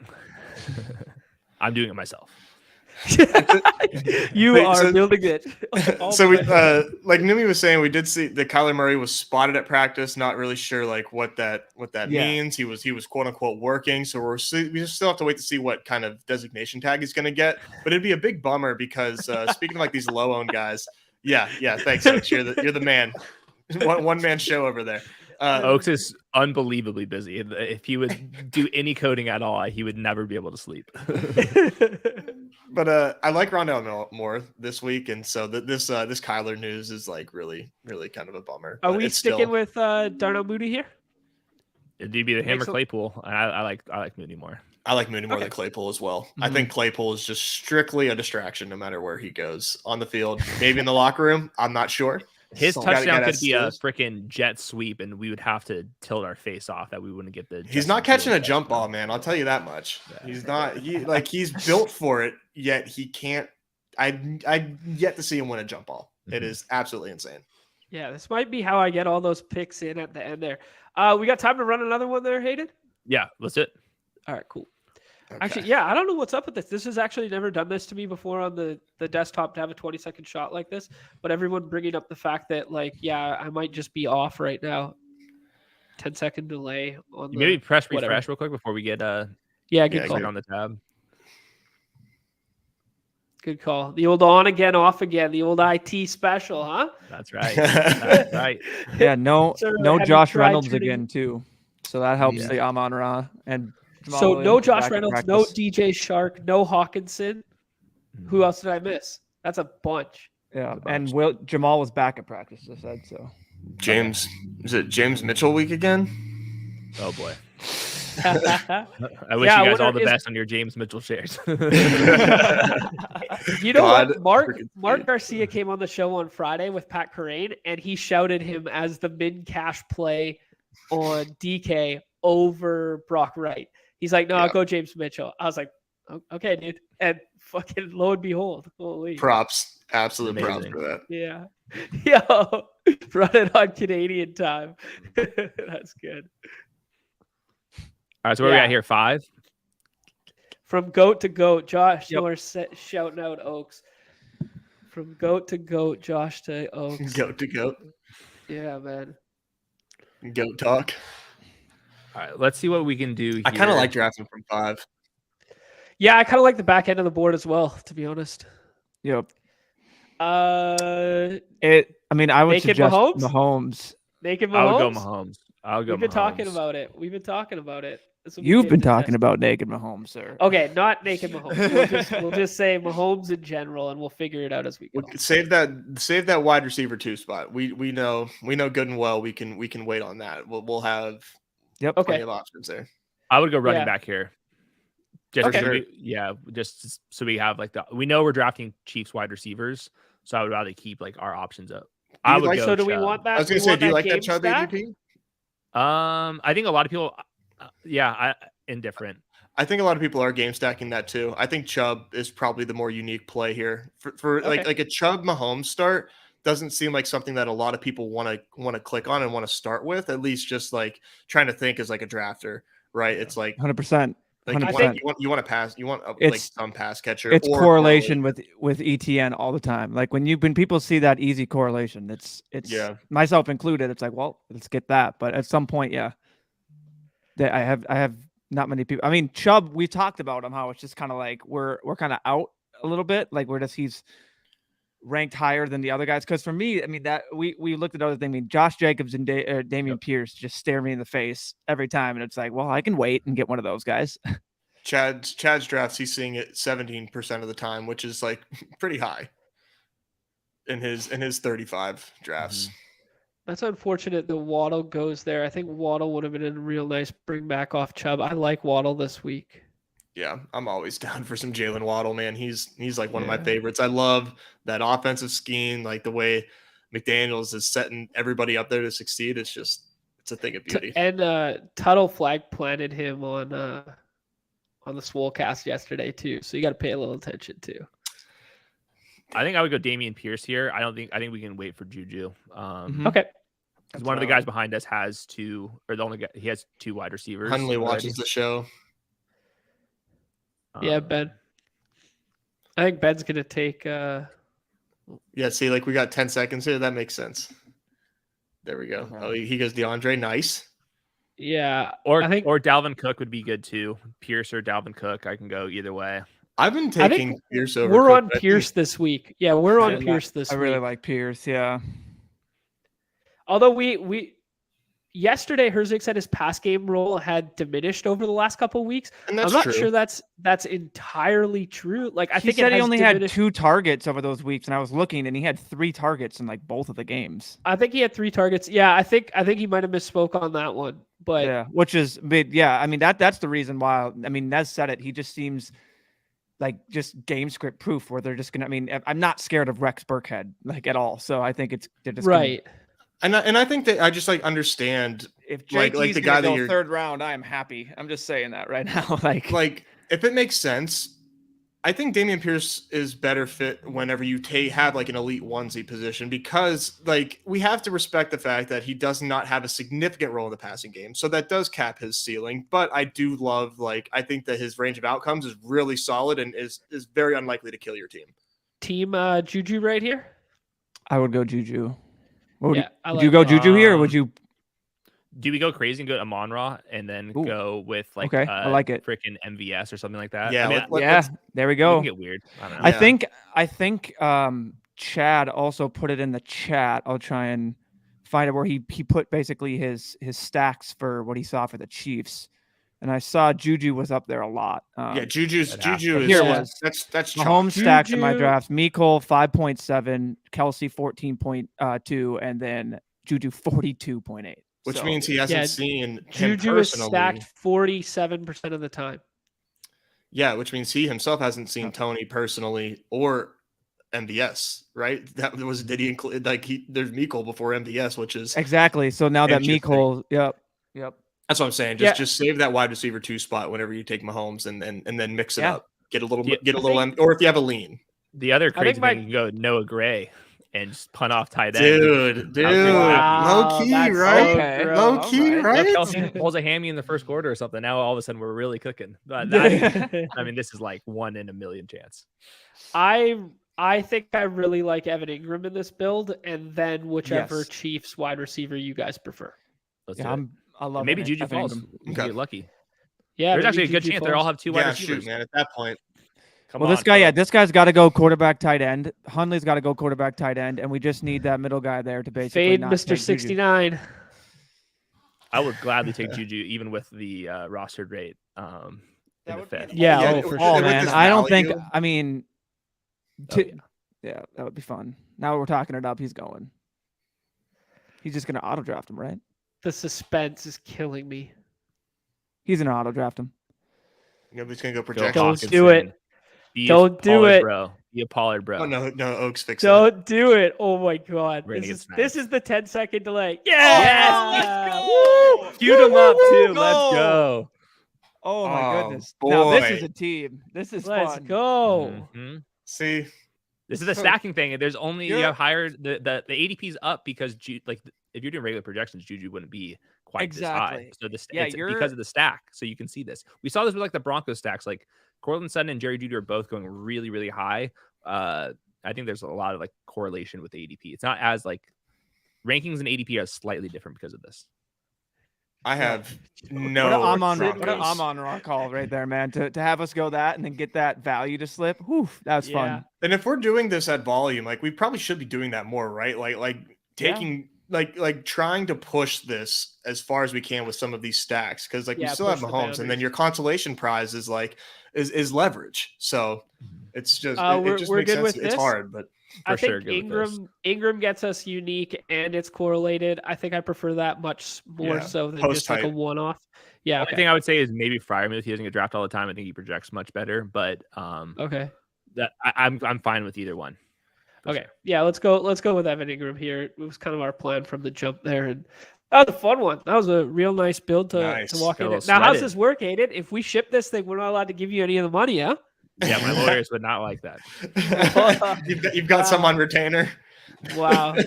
Well, that's great that the Sicko chart guy just made us 35K there. Woo! Here we go. You'll be hearing from Um, my lawyers, John. Yeah. What do you guys think? One more? No more? I can do. Let me make sure. Is Josh, are you in here? We're doing a stream after. Let's do one more. I'll alpha Josh. All right. Let's go Yes. back. All right, Show 'em man. I what's love up, it. baby. I love Show it. Maybe we what's can up. get off these Chiefs. We'll see. Who knows? It's a little too it's a little too nut of a start to not go Chiefs, no matter where you are. I would love like a Trevor Lawrence type of stat. Where it depends on like where we're at here. Okay. Daniel, like I'm down to get freaky with this one. Jared Goff, like we got the Can we get- 101. Well, 101. I mean, like we can start with Saquon or Tyreek, right? I mean, is that are we I want just the like because we can get the unicorn Kelsey. Oh, that's Mahomes, true, And 'cause then we- I'll drop my mic and never come on the show again and be like, I No, please don't. got the greatest Please luck don't. ever. yeah, and that's true. We are trying to do a freaky Lawrence here. So Kelsey is just like perfect start for that. Who am I? Yeah, that's true. What do we have? Like Mahomes, Kelsey. Like how often do they get paired? I mean, it happens. So It has to Paul, Paul I has was inverted. two of them, He has two, of course, because of and course one he with does. Henry. I don't know how. Yeah. That's just That's what fun. he does. QB Just pulls the I have this stack and then puts another. Oh yeah, one with Henry dot. And it's just like, oh okay, cool, Paul. Yeah, you're awesome, Paul. Yeah, I'm not tilting over here. I wonder Just that like- how to be like Kelsey at like third overall or something. Yeah, I'd be curious. But Or there's so many drafts, and if people are playing the stacking game, like stuff happens. Like the NFL playoff best ball one, you see this to the absolute extreme with how ADP, the variance with ADP is much wider in these type of formats rather than in the regular like Best Ball Mania 3 because the correlation doesn't matter as much. Guy in the chat saying he got Mahomes from Kelsey Mahomes from the 104. So yeah, Here's it seems like look at here's you, a man. Mahomes, Kelsey, ATN, Amon-Ra, Olave, and JT. That's all. Sheesh. That was Monday night when I hopped in a couple there. Yeah, the I Monday haven't night- admittedly haven't done a lot this week because I knew I was going away this weekend and I haven't been feeling well. So I was just kind of like, I didn't ape in as hard as I usually do. I'll probably get 40 more in, but that's probably my best one going so far. Don't dupe me, bros. There's Josh. You're on Hayden time now, baby. Mahomes goes. So we took a swing at the unicorn. I think this has become for us I mean, ATN falls again. Do we want to do something different? Because What if- Trevor Lawrence, this feels like a Trevor Lawrence team. Okay. Yeah. Well, let's do that. What about this? Jacobs. Come on, I need some. I'd say fast Jacobs names. or Kamara, to be honest. Jacobs. I'm fine with Jacobs. Okay, let's do Jacobs, and we don't want ATN plus. We don't want ATN We plus. can. Just trying to think kind of outside the box if we wanted, because I'm open to like Lawrence. I was thinking Lawrence, Kirk. we can do CD Lamb and see if we get a good price on Dak Prescott too, and he Sure. projects well. He usually falls if CD is off the board. Yeah, it's the same in exact my thing from last experience. draft. Yeah, it's the same process. Okay. And Yeah, how do you so now feel we got- about if we're stuck there with JT and we have Jacobs and JT same team or basically same game running back? How do you feel about that? I think it's fine. The correlations, it's like slightly negatively correlated from the things I've seen, but if they project better, it's all right. And this is like a slate where there's not as many teams on it. The projections aren't as high. Like I don't think like it would matter that all that much. And JT, like you're hoping he has like a 50-yard touchdown, and like that's where he speeds it up. Yep. That's basically what I'm envisioning, is just getting that nice sweet red zone. All of a sudden, look at this highlight and it's a JT 60-something yard tutty, and I'm just like, yep, that's what we wanted. Footy Josh. Push it back to footy. There you go. If Josh misses a soccer game, I feel very, very, very bad. Does he come on stream with like the scarf like whenever it's No, he only time? signs off every show with Up the Villa. But he has not. There's nothing about the screen that you can tell that he's a soccer fan. Oh, that's great. He hides it well. Let's see what else we can do here. I guess we could, if we do get Dak, I mean, we could always do if we wanted to do Aaron Jones or AJ Aaron Dillon. Jones on the it bring would back feels nice. Yeah. make sense to do Jones and then just get the Dillon swap if he doesn't go, correct? I might have to like pull out a trump card and say I can't do that. I can't, on stream, I can't take a Packers running back, dude. I mean, I don't think we can pass Kamara Yeah, here. you gotta No, wait that's 8K. nuts. That's That is true. nuts. Like, I don't mind having him as a one-off here. Now, the real question, the decision point now is if we want to take Dak now, or if we want to take like Kirk and then have the Kirk went. optionality of both of them falling back. There's only- my lean is Dak, because if like Dalton Schultz is available on the next one, I would want to scoop or go Well, Gallup. Even with Kelsey. Oh yeah, no, we have. Oh yeah, Kelsey, we damn, I can't. keep We have two forgetting. running backs. Yeah, Yeah, we just filled our flex. I'm My cool with lean would that. just be we got to Dak. go wide out. Yep. We tried to get crazy, but We it's tried. hard. We can still get crazy. We can go Gallup for our second wide receiver. Okay. Kirk's already gone, to be honest. Oh, That's what I said, man. sorry. Yeah. Sorry. We were all conversating. No, yeah, I was like, Kurt's gone, so that kind of rules. We'd have to go Zay if we wanted to do any wide receiver for Lawrence. Yeah, Zay's getting steam in the DFS streets again for like the fourth straight week. I'm a Zay guy. I hear him. I hear everybody on that. I'm a Zay Jones guy. Unashamed. Yeah, That's here's Josh a good Norris' favorite player. question. James got a question. Josh, when are you coming on the show, bud? Next week? Now we're Thursday talking. next week? What are you Put him coming on on? put him on the hot seat. We can talk 90s movies. We can see what do they know? Do you think these guys know Tremors? Are you guys familiar with Tremors? Josh will know all the 90s stuff. He's like 45 years old. This is like his prime. I can tell he's dying. He's dying to get into some of these. 6th round Josh Allen. That's the lowest Yeah. I've seen him go. I saw him go undrafted last night. Okay, well there you go. That's the lowest I've seen 31. him or heard him go. I mean, What are you guys' he thoughts on gets- Michael Gallup here, just real quick, versus somebody else? It's unique, and he's off the board. I don't love a Mhm. double stack with no bring back, but I'm fine with it. I'm fine with it too. I mean, if this is the game to double stack it with no bring back, it would probably be the Packers, correct? Yeah, because you can Yeah. like even out. Tunyon scores a touchdown. Alan Lazard scores a touchdown, and We could freaking do Lazard Christian too. Watson. I mean, Lazard's an option as well. I'm fine with Uh, either. My gut tells me Gallup. Yeah, All right. Pickens is there for the Kamara bring back and everything, so there's a lot of options. Let's go with Gallup. It was the first name out. We talked about him earlier in the show. We talked about him as a potential point of leverage. Let's go with it. Man, those draft boards go away so fast. Yeah, they do. Damn. When you get that fixed. Yeah, like Gotta well, when keep it I'm moving. snoozing on it, and I don't pull the other link, they just like disappear on us right there. But I think we built a couple decent teams there. Yeah, Thank you so Time to sweat much, it. Hayden. That was a lot of fun, man. Love to talk the macro stuff. Love to work it then into this week. A couple nice nuggets there. The AJ Dillon shout, the Mahomes early with some back stacks there. The Amon-Ra shout. What else? Montgomery was Montgomery, the yeah, yeah. Montgomery. Montgomery and James Conner. What can go wrong? I found 10 names that have about 1 in 100 chance of paying off. So this is what can go wrong here. All right, you love to see it. Don't anybody go anywhere. Just flip on over to the other YouTube channel, Underdog guys. You guys will be live soon-ish. Very soon. Yeah, very soon. Underdog Network, baby. Underdog Network. Go check out Hayden's rankings. I mean, what the fuck am I plugging him for? He should be plugging us. Everybody here already is doing all this stuff. So I mean, yeah, everyone, good luck this weekend. Sad news. We were supposed to have JM to win as a second show today. That will not be going down. He's got some illness going around his family, but we're going to get that one going next week. Man, I sound so nasally right now. I can't talk this much in a row. Everybody, man. Everybody's got it. Oh my gosh. All right. Thank you so much, Hayden, for being here. Shout out to Josh in the chat. You're coming on next, buddy. We're getting him on here too. Whether you like it or not, you're coming on. And look forward to having you here in the future. This was a lot of fun. Any parting words, Hayden?